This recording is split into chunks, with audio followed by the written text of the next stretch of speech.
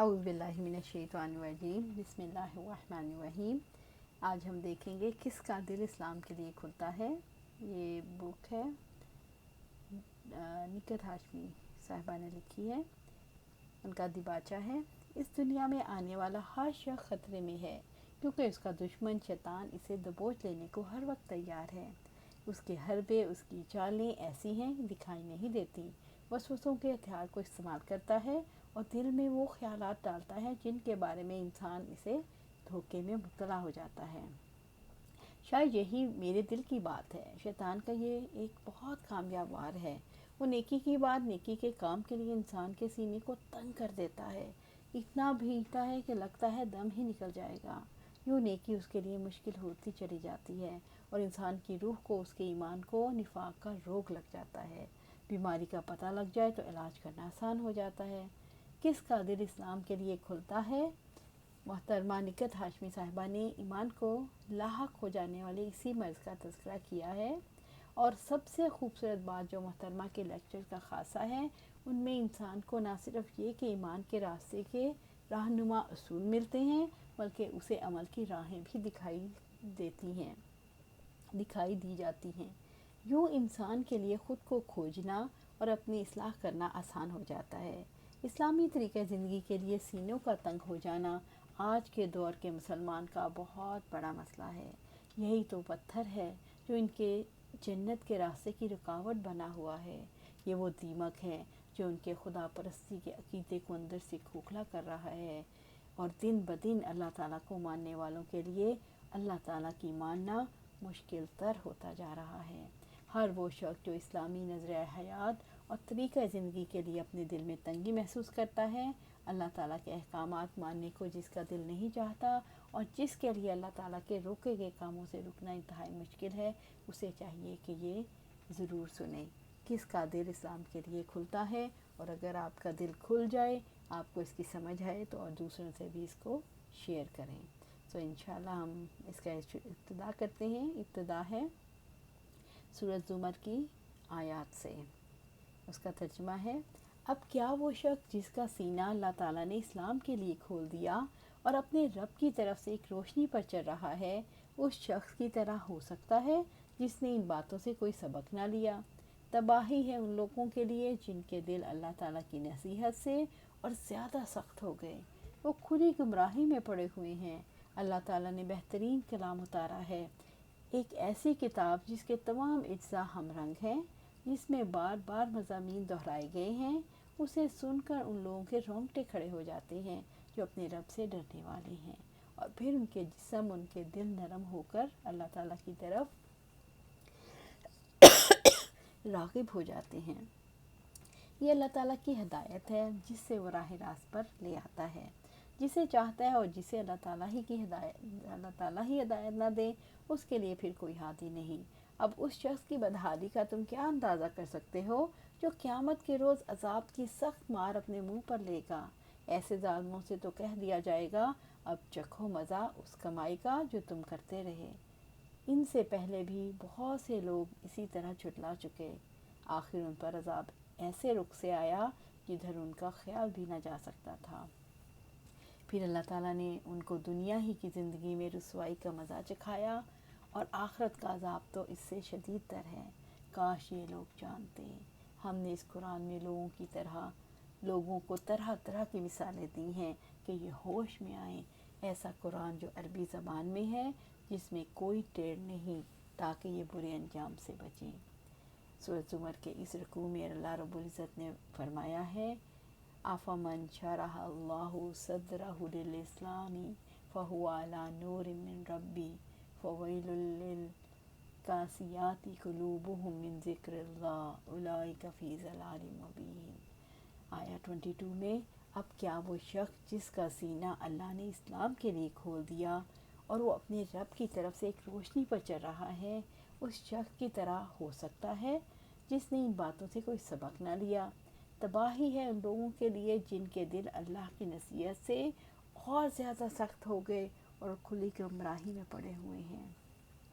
دو چیزیں ہیں جن کو ہم دیکھیں گے: شرح صدر، اور دوسرا قساوت قلبی، جس کو ہم ضیق صدر بھی کہہ سکتے ہیں۔ شرح صدر کیا ہے؟ سینے کا کھل جانا۔ قساوت قلبی کیا ہے؟ قسوہ کہتے ہیں سختی کو اور قلب کہتے ہیں دل کو۔ قساوت قلبی سے مراد ہے دل کا سخت ہو جانا۔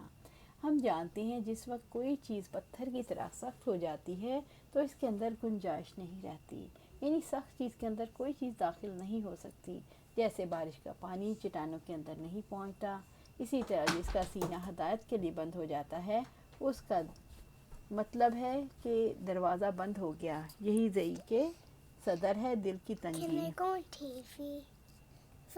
یہاں کچھ سوالات توجہ طلب ہیں۔ ایک، دل کا کھلنا کیا ہے اور دل کا بند ہونا کیا ہے؟ دو، دل کھل جائیں، سینہ کھل جائیں تو انسان کو کیا فائدہ ہوتا ہے؟ اگر دل بند ہو جائیں تو انسان کو کیا نقصان ہوتا ہے؟ دل اور سینے کھلتے کیسے ہیں اور بند کیسے ہوتے ہیں؟ یعنی شرح صدر کیسے نصیب ہوتی ہے اور اللہ تعالیٰ کی ہدایت کے لیے دل تنگ کیسے ہو جاتے ہیں؟ سب سے پہلے ہم دیکھیں گے شرح صدر یعنی سینے کا کھل جانا کیا ہے۔ انسان کا سینہ کب کھلتا ہے؟ عام زندگی میں دیکھیں تو کوئی بات ایسی ہوتی ہے جس کو ہم فوراً قبول کر لیتے ہیں، اور کوئی بات ایسی ہوتی ہے جس کو قبول کرنے کے لیے ذہن اور دل کبھی آمادہ نہیں ہوتے۔ اس کا مطلب یہ ہے، یہ معاملہ صرف ہدایت اور گمراہی کا نہیں، عام زندگی کے حوالے سے ہی دیکھیں تو ہم نہ تو ہر چیز قبول کرتے ہیں اور نہ ہی رد کرتے ہیں۔ جہاں ہمیں شرح صدر مل جاتی ہے اس بارے میں ہمارا کام کرنا آسان ہو جاتا ہے، اور جس چیز کے متعلق ہمارا سینہ بند ہو جاتا ہے ہمارے ذہن میں وہ چیز جگہ نہیں بنا پاتی، وہ کام کرنا ہمارے لیے انتہائی مشکل ہو جاتا ہے۔ میں آپ کے سامنے ایک چھوٹی سی مثال رکھنا چاہتی ہوں۔ جیسے ایک بچہ جس کو یہ نہیں پتا کہ میں نے نماز کیوں پڑھنی ہے، اس کے والدین اس کو نماز کا پابند بنانا چاہتے ہیں، تو وہ بچے کو عادی کرنے کے لیے اپنی طرف سے تمام اقدامات کرتے ہیں۔ اب ہوتا کیا ہے، اگر بچہ سو رہا ہے تو اسے کو جگایا جاتا ہے، لیکن وہ دوسرے کمرے میں جا کر دوبارہ سو جاتا ہے، اور اگر جاگ رہا ہو تو ایک جگہ سے دوسری جگہ چلا جاتا ہے۔ یعنی اس کی کوشش ہوتی ہے کہ میں بچ جاؤں اور وہ کام نہ کروں۔ کیونکہ اس کے دل کے اندر جگہ نہیں بنی، اسے اس معاملے میں شرح صدر نصیب نہیں ہوئی۔ اس کا مطلب یہ ہے انسان وہی کام صحیح انداز میں کر سکتا ہے جس کے لیے اسے شرح صدر نصیب ہو۔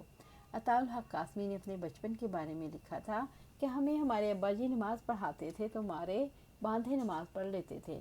اگر کام کی اہمیت واضح نہ ہو، اس کی ضرورت کا احساس نہ ہو، اس کے نتائج کا شعور نہ ہو تو انسان کا دل بند ہو جاتا ہے۔ اپنی 2 رکعتوں کے بارے میں انہوں نے لکھا، اور موضوع بھی اسی کا یہی تھا، 2 رکعت نماز برائے ابا جان۔ نماز پڑھی ضرور، چونکہ شرح صدر نہیں ہے، اس لیے وہ اللہ تعالیٰ کے لیے نہیں، وہ تو صرف ایک انسان کو اپنے سامنے دیکھا، خود کو مجبور پایا تو وہ کام اسی کے لیے ہو گیا۔ مارے باندھے مجبوراً، کوفت، اذیت اور تکلیف سے انسان کام کر تو لیتا ہے، لیکن بے دلی سے اس کے کام کے پھر مطلوبہ فوائد بھی نصیب نہیں ہوتے۔ کبھی آپ دیکھیں کسی بچے کا کھانے کو دل نہ چاہے اور ماں اسے کھانا کھلانا چاہے تو انکار نہ کر سکتا ہو تو کیا ہوتا ہے؟ لقمہ اس کے منہ کی طرف جائے تو آنسو ڈھلک پڑتے ہیں۔ پھر ایک لقمہ کھانا کوئی اتنا مشکل کام ہے، لیکن آنسو کیوں نکل آئے؟ دل جو نہیں مانتا، شرح صدر جو نہیں۔ پھر اسی طرح سے فرض کریں آپ چاہتے ہیں کہ سارے گھر والے مل کر کسی تقریب میں شریک ہوں، اور بچوں کے ذہن میں یہ بات آ گئی کہ وہاں ہمارے لیے کوئی مصروفیت نہیں ہوگی، ہم نے بیٹھ کے انتظار کرنا ہے، بور ہونا ہے، تو اس سے بہتر ہے نہ ہی جائیں۔ اب آپ بچے کو منا کر دیکھیں، بچہ کہے گا میں نے وہاں جا کر کیا کرنا ہے؟